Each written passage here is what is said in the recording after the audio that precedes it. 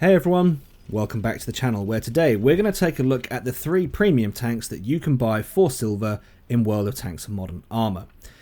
What I'm going to do in this video is I'm going to go over the 3 tanks, but I'm going to go over them in order of worst to best. Now each of these will cost you 50 million silver, and if you're a regular Cold War player, you've probably got a premium or 2 in Era 1, Era 2, or even Era 3. You've likely got some silver boosts, and if you do, you can probably, if you play consistently and regularly for 5, 6, 7 days, you can probably pick up 50 million silver relatively easy because the silver earning in Cold War is quite good.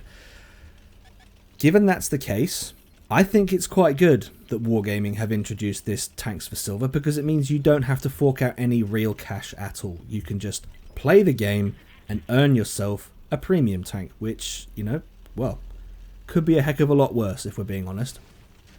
So the first one on the list, at the number 3 spot, is the Era 1 T55A.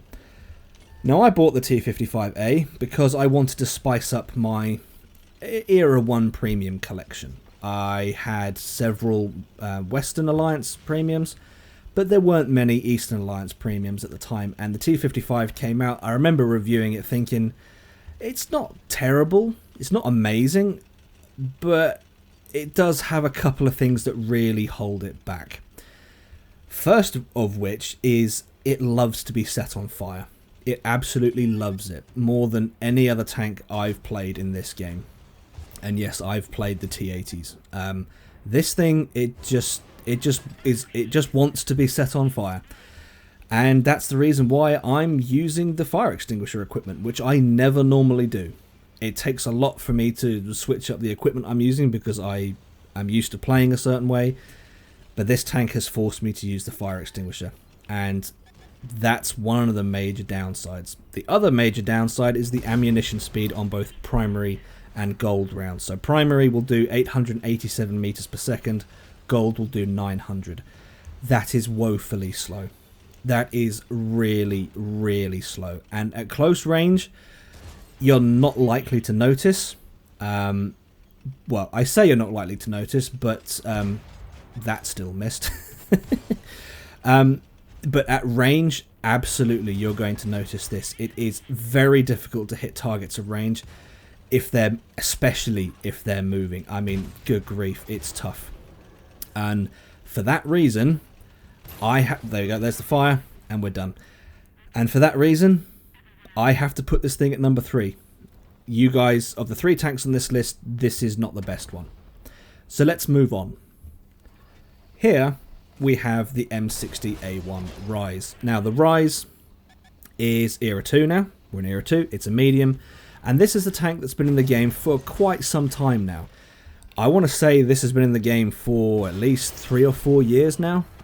It's not a newbie on the Era 2 front, but it does come with this very nice 3D skin, which is something I can say for the T55 as well. The T55 comes with 2 very nice 3D skins, but you know, it's still got the statistics that it does.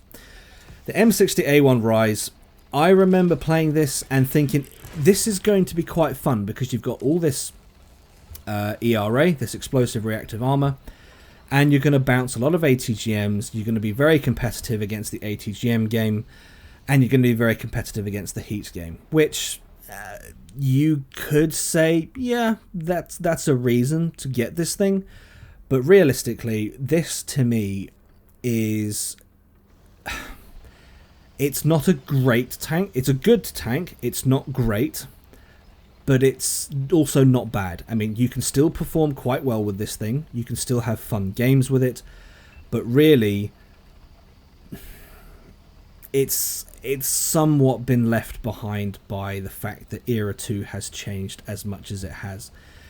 It's an M60A1, and the M60A1 isn't a tank that you would normally, you know, think to yourself, oh yes, I'm definitely going to get the A1. I mean, the A3 is good, the M60A3, that's top of Era 2. M60A2 is another one, great tanks. But the A1 is one of those that you just, you know, whatever, it's just there, it's in the tech tree, I've just got to get through it. And that's kind of the vibe that the M60A1 RISE gives off. It looks cool, it looks really cool, but from a performance point of view, you can do a lot better than the M60A1 RISE. And for that reason, this is number 2 on my list. So here we are. Third and final tank on this list, the AMX-30B2 Forad.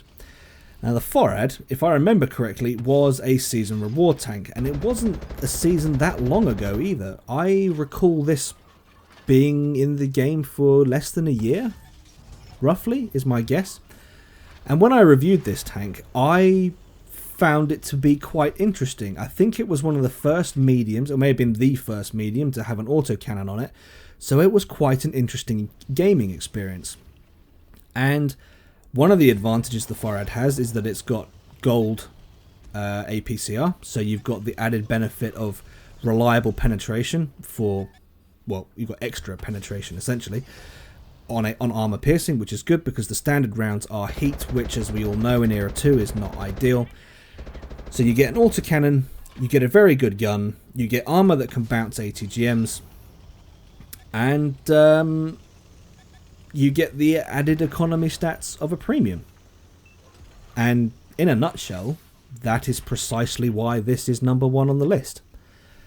The only thing that I would say might cause a little bit of debate is the Forad is ever so slightly worse than the Tech Tree Brennus, which is also an AMX-30B2. You've got the Brennus and you've got the Forad. One's premium, one is Tech Tree. The Brennus is 5 kilometers an hour faster, and it has its concealment is worse by 1 meter. And I mean, are you going to notice that in game? Probably not. So what you get with the Forad is you get a superb version of a Tech Tree tank with the economy boosts of a standard, fairly typical premium. And that is why this is number 1. Autocannon, good gun, armor that can hold its own, and you get the economy boosts of a premium.